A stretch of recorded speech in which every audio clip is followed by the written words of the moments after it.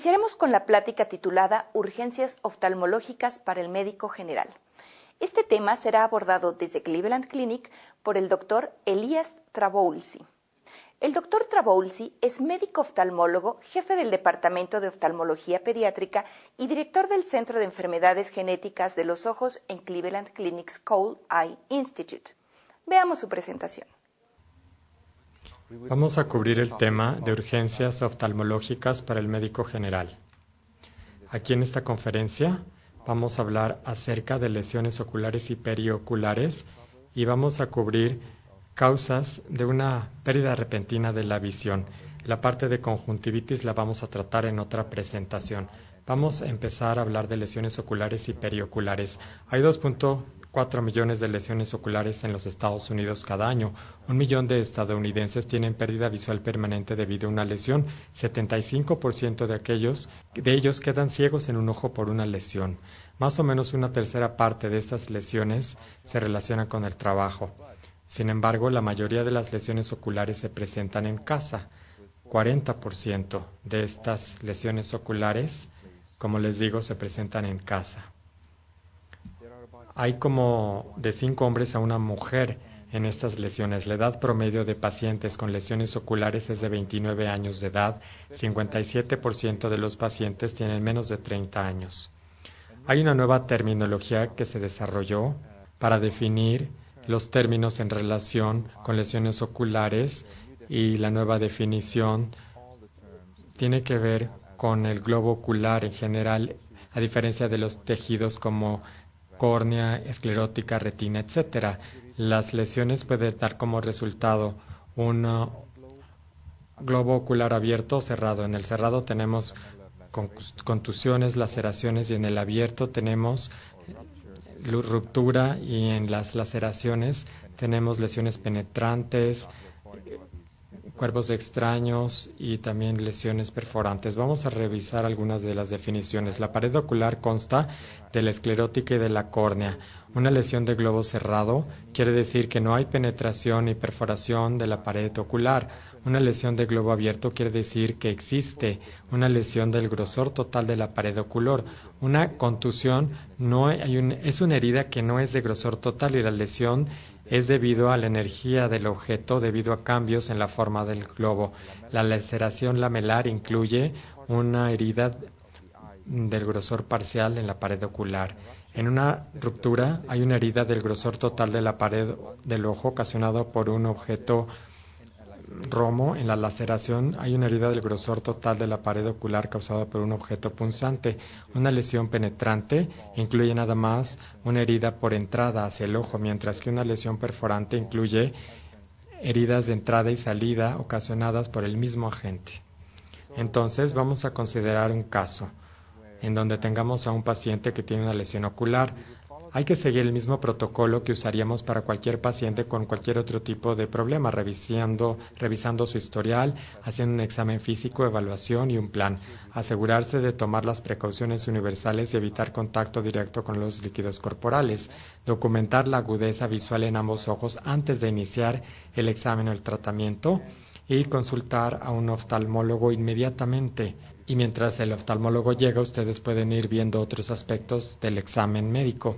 Tienen que tomar el historial de la visión antes de la lesión, ya sea que el paciente usara lentes de contacto o no. Hay que preguntar acerca de cirugías oftalmológicas previas, especialmente cataratas, LASIK, trasplante de córnea u otros.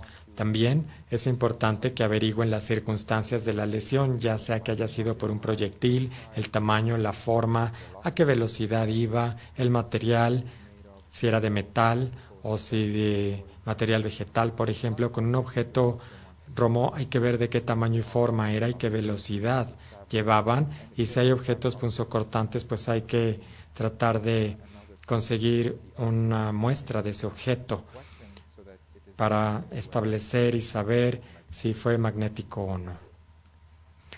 Hay que proteger el ojo de fuerzas externas. No deben de ejercer presión sobre posibles globos abiertos y eso lo pueden hacer protegiendo el ojo colocando un escudo o un protector sobre el ojo.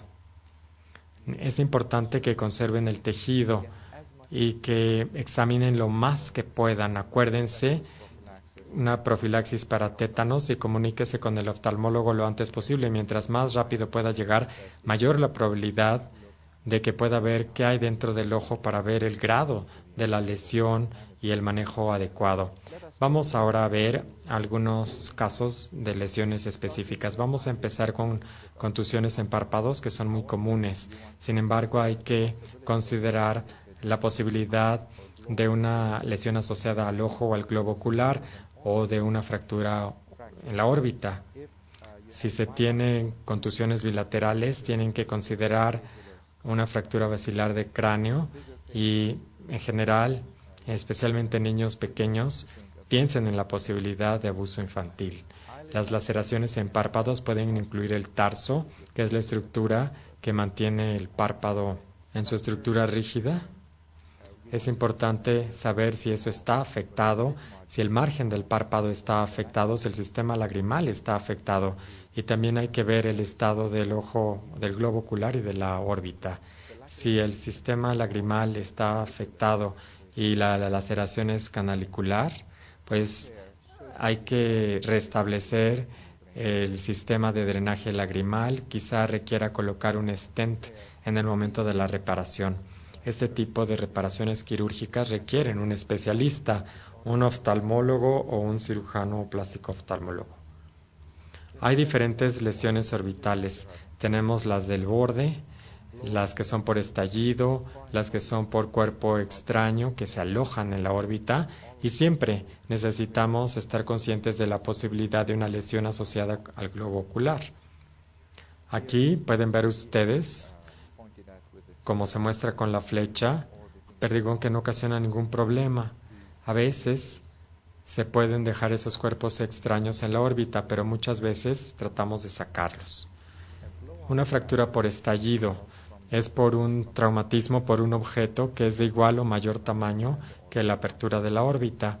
Aquí en esta imagen de la colección Wilmer pueden ver ustedes cómo un puño le pega a la órbita y puede comprimir el globo ocular, y el globo ocular y la grasa entonces ahora se oprimen contra las paredes orbitales. Las paredes de la órbita son delgaditas y pueden fracturarse. Es por eso que se llaman fracturas por estallido, porque vienen de adentro afuera de la órbita. Aquí el globo ocular en estas lesiones no se rompe y el piso de la órbita y el tabique nasal se ven afectados normalmente. Si se atrapa un músculo en la línea de la fractura, puede limitar entonces el movimiento de los ojos. A veces el movimiento de los ojos se ve limitado sin que se atrape el músculo. El ojo parece que está hundido porque el tejido de la órbita ahora va a meterse hacia el seno nasal, y por la inflamación que incluye el margen orbitario y el nervio infraorbitario, quizá tenga adormecimiento en la cara superior de la mejilla. Esto es hipoestesia orbitaria, y a veces se mete aire hacia la órbita ocasionando un enfisema orbitario. Normalmente se utiliza una tomografía y puede ser muy útil para ver la presencia de una fractura en el piso. Como ven aquí, el tejido protruye de la órbita hacia el seno, y también puede delinear la presencia de atrapamiento muscular. Puede haber fluido o sangre en los senos, y también sería útil esto para saber si el ojo o el globo se vio afectado. El manejo de estas fracturas del globo ocular incluyen, a corto plazo, en una semana o dos, reparar la fractura. Las indicaciones quirúrgicas para reparar la fractura son la presencia de diplopia en mirada hacia abajo, presencia de noftalmo, o si la fractura incluye más de una tercera parte del piso de la órbita. El momento adecuado de la intervención quirúrgica sigue siendo un poquito controvertido. Hay algunos médicos que recomiendan una intervención a un día o dos después de la fractura, y otros dicen que hay que esperarse hasta 2 semanas. Hay que dar antibióticos si es que los senos se ven invadidos, y el paciente hay que decirle que no se suene la nariz. Vamos ahora a ver las lesiones cerradas del globo ocular. Muchas de las comunes que podemos ver en la práctica incluyen sangre en la cámara anterior, que se llama ifema.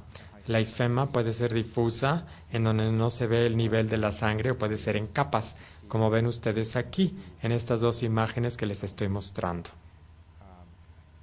Una ifema es resultado de una lesión contusa al ojo y puede afectar otras partes del globo ocular, puede ocasionar una diálisis del iris, desgarro del iris, recesión angular de la cámara anterior que oprime hacia atrás el iris, en donde se une con la parte de la esclerótica, puede haber una subluxación del cristalino, puede haber una hemorragia vítrea e incluso un desprendimiento de la retina.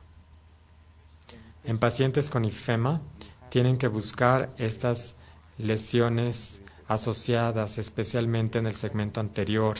En la lámina ven ustedes una diálisis del iris en donde la iris se jaló y la pupila quedó irregular. 50% de las pacientes con ifema tienen lesiones en segmento posterior y conforme se absorbe la sangre de la cámara anterior, una tercera parte de los pacientes van a tener resangrado días después. Por la presencia de sangre en la cámara anterior, puede formar un coágulo en el drenaje del humor acuoso y esto aumenta la presión intraocular. Si la presión intraocular se mantiene alta y la sangre no se absorbe en unos cuantos días o en un par de semanas, entonces se puede manchar con sangre el endotelio y a veces es muy difícil quitar esa mancha y hacerla desaparecer. El factor de riesgo de esta mancha es que hay mayor presión intraocular, puede haber un ifema total y una lesión o disfunción endotelial. Sin embargo, se puede desarrollar incluso cuando no hay presión intraocular elevada, puede tardar varios meses en desaparecer y en niños puede dar como resultado una ambliopia porque se bloquea la visión. El manejo del ifema es que los pacientes tienen que estar con la cabeza elevada en cama sin realizar esfuerzos. Se les puede dar ácido aminocaproico o amicar 5 días o esteroides tópicos o sistémicos. Los tópicos siempre se recetan. Atropina u otros medicamentos de acción prolongada ciclopléjicos se tienen que dar de acción prolongada para liberar el espasmo del cuerpo ciliar que puede doler y rara vez si hay un ifema total, una presión intraocular elevada y miedo de manchado córneo o daño al nervio óptico por la presión intraocular, pues a veces y rara vez se tiene que evacuar ese ifema. Vamos ahora a ver algunos problemas comunes como abrasión en la córnea, que se diagnostican mejor con la lámpara de hendidura utilizando fluoresceína. Hay que diferenciarlas de las úlceras en córnea, especialmente en pacientes que usen lentes de contacto, y estas se tratan con un parche y con antibióticos tópicos. Cuerpos extraños en la córnea. Estos también se ven comúnmente, pueden ser de metal o de otra sustancia. Estos cuerpos extraños pueden estar pegados a la superficie de la córnea o pueden haberla penetrado o lacerado, como ven ustedes aquí. Este cuerpo extraño metálico que se ve en la fotografía que está muy cerca del centro de la córnea. El tratamiento es delicado, pero simple. Se pueden retirar con una lámpara de hendidura. Una vez que se retira el cuerpo extraño, se utiliza un ungüento antibiótico con o sin parche. Y esto lo tiene que hacer el oftalmólogo. Sin embargo, algunos médicos de la sala de urgencias lo pueden hacer. Los cuerpos extraños se pueden pegar en la parte de abajo del párpado, como podemos ver en esta imagen. Una clave de su presencia son abrasiones lineales verticales en la córnea. Conforme el paciente abre y cierra el párpado, van raspando la córnea hacia arriba y hacia abajo. Acuérdense hacer eversión del párpado y verificar la conjuntiva tarsal superior en los pacientes que pensamos que puedan tener un cuerpo extraño en esa parte del ojo. Quemaduras en la superficie del ojo pueden ser químicas, térmicas o por radiación. En quemaduras químicas al ojo, ahí inmediatamente tenemos que dar una copiosa irrigación al ojo y determinar el pH. puesto que la lesión puede ser con reactivos ácidos o por álcali. Los álcalis son peor y normalmente se encuentran en detergentes, por ejemplo, que se tienen en casa. Después de ello, se dan esteroides tópicos como tratamiento inicial únicamente. Luego antibióticos tópicos y luego el oftalmólogo tiene que darle seguimiento. El resultado a largo plazo por quemaduras por álcali es un pronóstico reservado. De hecho, si el paciente llega con una superficie blanca en el ojo, eso no es una buena señal. Quiere decir que los vasos sanguíneos perilímbicos se blanquearon o se cerraron, y eso pues quiere decir que hay una lesión más severa, a diferencia de una en donde el ojo nada más esté rojo. Queratitis por irradiación o luz ultravioleta, esto es muy común en los ancianos, en los soldadores. Las lesiones sanan sin secuelas, sin embargo, pueden asociarse con iritis y en ese caso hay que utilizar antibióticos y esteroides tópicos y también gotas ciclopégicas. La contusión puede dar como resultado un daño posterior o secuelas.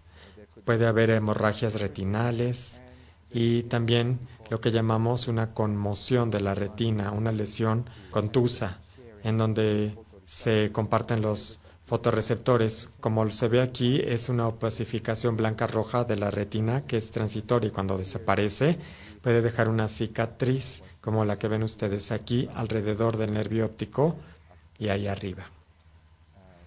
Estas lesiones contusas también pueden dar como resultado desgarros en la retina que pueden llevar a un desprendimiento retiniano.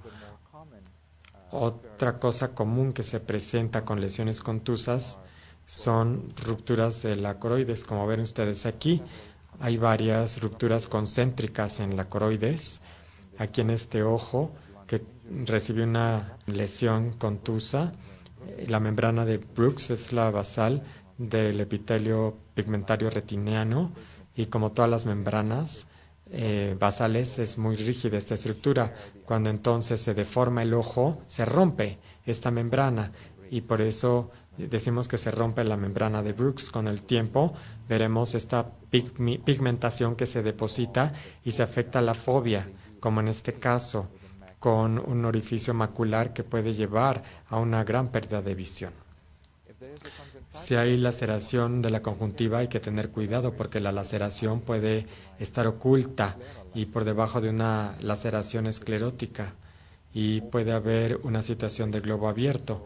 En ese caso necesitamos asegurarnos de que el oftalmólogo vea al paciente y a veces necesitan llevarlo al quirófano y explorar quirúrgicamente para descubrir cualquier problema de la córnea o laceración de la esclerótica subyacente. En ese caso hay que poner una sutura. Las laceraciones escleróticas son las que más se encuentran, ya sea en el limbo o en la inserción de los músculos. Vamos a hablar acerca de los globos abiertos ahora. Una laceración de córnea incluye un corte del grosor total de la córnea. Hay que hacer una exploración quirúrgica de inmediato y reparar.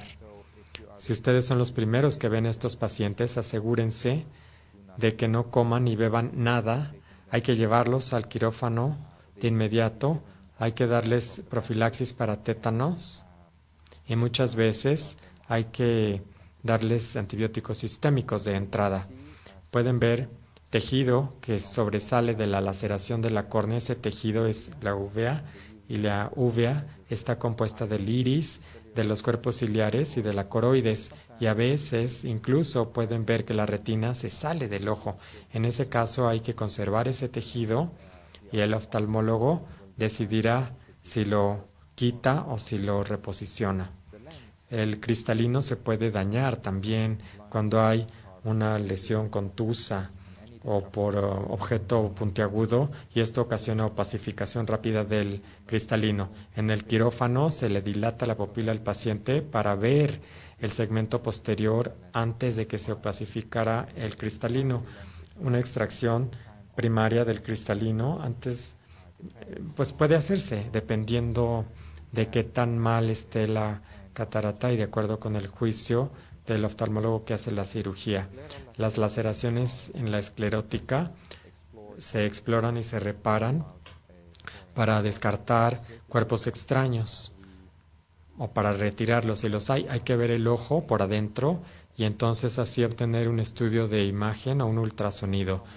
Los sitios más comunes de ruptura de estas lesiones contusas, como les dije antes, son en el limbo o en las inserciones musculares y también posteriormente alrededor del nervio óptico.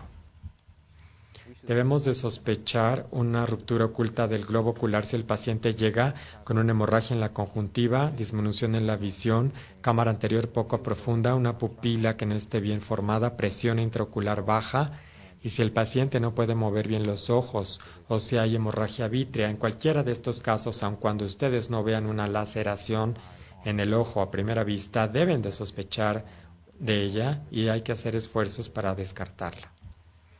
Si el paciente llega con un cuerpo extraño en los ojos, como vemos aquí en esta diapositiva, en ese caso hay que estabilizarlos, pero no hay que tratar de extraer el cuerpo extraño. No lo hagan ustedes. Hay que mantenerlos en ayunas hasta que lleguen al quirófano, hay que darles antibióticos y hay que consultar con el oftalmólogo y planear entonces una reparación quirúrgica inmediata. Aquí tenemos el segmento anterior de este niño con un lápiz, una lesión por un lápiz que se le metió a la córnea en este lugar y vean ustedes ahí que se rompió y se quedó metido en el iris, entre las capas del iris, y esto es la imagen postquirúrgica. Se quitó la punta del lápiz. Afortunadamente el niño no desarrolló catarata porque el plomo no tocó al cristalino. Cuerpos extraños intraoculares pueden ser tóxicos si están hechos de plomo, zinc, níquel, aluminio, cobre, hierro, materia vegetal, o pueden ser no tóxicos si son de oro, plata, platino, plástico y vidrio. Hay que revisar la sustancia del cuerpo extraño y eso nos va a indicar, además de otros parámetros clínicos, si hay que extraer o no ese cuerpo extraño. La intervención quirúrgica depende de la localización, del material de ese cuerpo extraño y si es magnético o no. Los estudios imagenológicos son importantes para saber si hay o no un cuerpo extraño intraocular, especialmente si no vemos atrás del ojo. Acuérdense que los cuerpos extraños magnéticos pueden moverse si se hace una resonancia por los imanes del resonador. Conforme se muevan, los objetos extraños pueden dañar más las estructuras oculares. Entonces, no hagan una resonancia a menos de que estén seguros de que es un cuerpo extraño que no sea magnético. El pronóstico en general depende del grado de la lesión y de los tejidos afectados. Y hay un puntaje de traumatismo ocular que existe y lo pueden obtener si lo buscan en el sitio de internet que pongo aquí en esta diapositiva. Y ese puntaje les da la probabilidad de agudeza visual 6 meses después de la lesión. Depende de lo que se haya encontrado en la evaluación inicial. 90% de todas las lesiones oftalmológicas se pueden evitar, por lo menos de acuerdo con las estadísticas que tenemos ahora. En anteojos utilicen de policarbonato, especialmente niños, y en el trabajo utilicen gogles de seguridad, filtros ultravioleta, si es que son soldadores o están en el área del soldado. En deportes, niños y adultos utilicen caretas protectoras y gogles deportivos. Cuando se revisan las series de lesiones en ojos, se encuentra que nada más 1.5% de los pacientes traían anteojos de seguridad en el momento que se lesionaron y nada más 3% de ellos usaban cualquier otro tipo de lentes en el momento en que se las lesionaron. Y la última parte de esta plática será sobre las causas, algunas causas de una pérdida repentina de la visión. Vamos a clasificarlas en aquellas que son ocasionadas por eventos vasculares, que incluyen oclusión arterial central o en ramas, oclusión venosa o neuropatía isquémica, y las arteriales pueden ser embólicas o oclusivas, y las oclusiones venosas normalmente se encuentran en el contexto de mayor presión intraocular o mayor presión sanguínea sistémica. Ambos dan como resultado pérdida de la visión significativa, especialmente en una oclusión venosa que tiene un mal pronóstico para el paciente. Las oclusiones arteriales. Las venosas se pueden recuperar, pero muchas de ellas son isquémicas.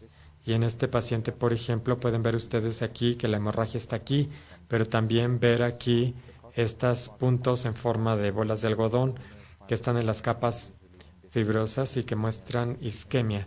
Este paciente con esta oclusión en arteria central, la retina está muy pálida porque la sangre no está circulando por ahí, y en el centro ven ustedes este punto en cerezas, ahí vemos la coroides a través de la retina inflamada. Las neuropatías isquémicas ópticas dan como resultado cabeza inflamada del nervio óptico, se reduce la visión. Esto es común en los pacientes de más de 50 años o de 60 y que se puede asociar también varios padecimientos, como una cabeza apiñonada del nervio óptico o arteritis. Otro tipo de padecimientos. Aquí vemos neuritis óptica, que puede ser anterior, posterior o retrovulvar. En pacientes con neuritis óptica anterior, el nervio óptico y sus bordes no son indistintos. El nervio es hiperémico y los pacientes tienen pérdida de visión central, un escatoma central enorme y cambios en el color de la visión. A veces vemos por adentro y el nervio óptico se ve normal, pero los síntomas son exactamente los que describí, y eso puede ser el resultado de una neuritis retrovulvar. Como saben, la neuritis óptica es un hallazgo común en pacientes con esclerosis múltiple.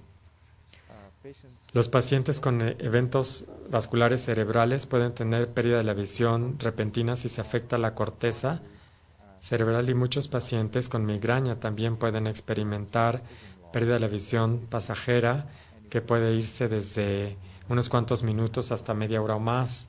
Con mucha frecuencia es reversible esta pérdida de la visión, pero hay raros casos en donde sí persiste esta pérdida de la visión en pacientes con migraña. Los pacientes que tienen desprendimiento de la retina, pues sí, tienen una pérdida de la visión repentina.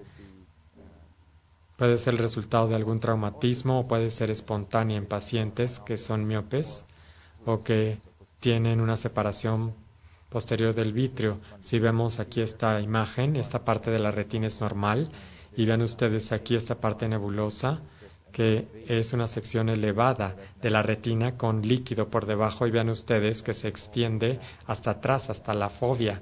Esperamos que este paciente tenga una visión reducida. Entonces, los pacientes empiezan a ver flashes de luz y pérdida tipo cortina en parte del campo visual.